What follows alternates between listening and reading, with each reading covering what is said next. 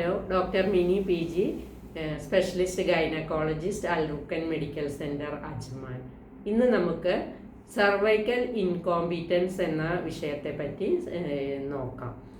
ഈ ഗർഭപാത്രത്തിൻ്റെ വായ്ഭാഗം സർവിക്സ് എന്ന് പറയുന്ന ഭാഗമാണ് ഈ ഗർഭത്തെ പ്രൊട്ടക്റ്റ് ചെയ്ത് സൂക്ഷിക്കുന്നത്. അപ്പോൾ ഡെലിവറി പെയിൻ വരുമ്പോൾ, ടേം എത്തുമ്പോൾ, ഗർഭസ്ഥ ശിശു മൂപ്പ് എത്തുമ്പോൾ ഈ ഗർഭപാത്രത്തിൻ്റെ വായ്ഭാഗം ഡയലേറ്റ് ചെയ്തിട്ട് ഗർഭസ്ഥ ശിശു ലേബർ പെയിൻ വന്നിട്ടുന്നതോടുകൂടി ഒരു ബർത്ത് കനാൽ രൂപപ്പെട്ട് അതിലൂടെ ഗർഭസ്ഥ ശിശു നോർമലായിട്ട് ഡെലിവറി ആയിട്ട് വരുന്നു. പക്ഷെ ചില സന്ദർഭങ്ങളിൽ ഈ സർവിക്സിന് ബലക്കുറവുണ്ടെങ്കിൽ നേരത്തെ തന്നെ, അതായത് ഒരു 3 മാസം കഴിഞ്ഞിട്ട് ഒരു 5 മാസത്തിൻ്റെ ഉള്ളിൽ തന്നെ ഈ ഗർഭപാത്രം വലുതാകുമ്പോഴത്തേക്കും ഈ സർവിക്സിന് അതിനെ ഹോൾഡ് ചെയ്യാൻ പറ്റാത്തപ്പോൾ ഈ സർവിക്സ് ഡയലേറ്റ് ചെയ്തിട്ട് മാസം തികയാതെ തന്നെ പ്രസവം നടക്കുന്നു. ഇങ്ങനെയുള്ള പ്രസവങ്ങൾ അല്ലെങ്കിൽ ലേറ്റ് ട്രൈമസ്റ്റർ മിസ്കാരേജുകൾ വേദനയൊന്നും ഉണ്ടാവില്ല. പെട്ടെന്ന് കൊച്ചും മെംബ്രെയിനും എല്ലാം കൂടെ പുറത്തേക്ക് തള്ളി വരുന്ന ഒരവസ്ഥ ഗർഭിണിക്ക് ഫീൽ ചെയ്യും.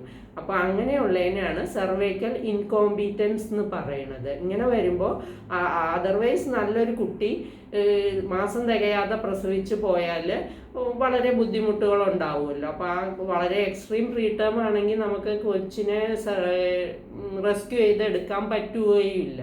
അപ്പോൾ ഇങ്ങനെയുള്ള സന്ദർഭത്തിൽ നമുക്ക് ചെയ്യാവുന്നത് ട്രീറ്റ്മെൻറ്റ്, ഇഞ്ചക്ഷൻ പ്രൊജസ്ട്രോണുകൾ കൊടുക്കാം, ടാബ്ലറ്റ് രൂപത്തിൽ കൊടുക്കാം, പിന്നെ വജനൽ സപ്പോസിറ്ററി വയ്ക്കാം. ഇത് എല്ലാം ഒരു പരിധി വരെയേ പ്രഗ്നൻസിനെ മുന്നോട്ട് കൊണ്ടുപോകാൻ പറ്റുള്ളൂ.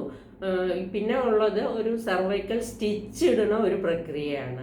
അപ്പോൾ സർവിക്സിൻ്റെ ലെങ്ത്ത് ഷോർട്ടാണെങ്കിൽ, ഒരു 2.5 താഴെയാണെങ്കിൽ സർവൈക്കൽ സ്റ്റിച്ച് ഇടുന്നതാണ് ഏറ്റവും ഉചിതം. ഒരു അനസ്തീഷ്യ കൊടുത്ത് കുഞ്ഞിന് വേറെ പ്രശ്നങ്ങളൊന്നുമില്ല എന്ന് ഉറപ്പുവരുത്തി, സ്കാനെല്ലാം ചെയ്ത് ഉറപ്പുവരുത്തിയിട്ട് അനസ്തീഷ്യ കൊടുത്ത് ഈ സർവൈക്സിൻ്റെ വായ്ഭാഗത്ത് റീഇൻഫോഴ്സിങ് സ്റ്റിച്ചസ് ഇട്ട് കൊടുക്കും.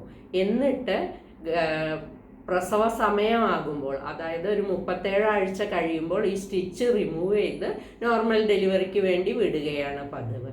ഈ സ്റ്റിച്ച് ചെയ്യണത് മുന്നേ നമുക്ക് പ്രീവിയസ്ലി ഇതേപോലെ second trimester miscarriage or early preterm ലേബറൊക്കെ ഉണ്ടായിരുന്ന ആളുകൾക്ക് നമ്മൾ എലക്റ്റീവായിട്ട് തന്നെ നെക്സ്റ്റ് പ്രഗ്നൻസിയിൽ സ്റ്റിച്ച് ഇടാറുണ്ട്. പിന്നെ ചിലപ്പോൾ ആ ഇൻഡെക്സ് പ്രഗ്നൻസിയിലായിരിക്കും നമ്മൾ ഇതേപോലെ ഷോർട്ട് സർവിക്സ് അല്ലെങ്കിൽ ഫണലിംഗ് ഓഫ് സർവിക്സ് കണ്ടുപിടിക്കുന്നത്. അപ്പം അങ്ങനെ ഉള്ളപ്പോൾ എമർജൻസി ആയിട്ട് തന്നെ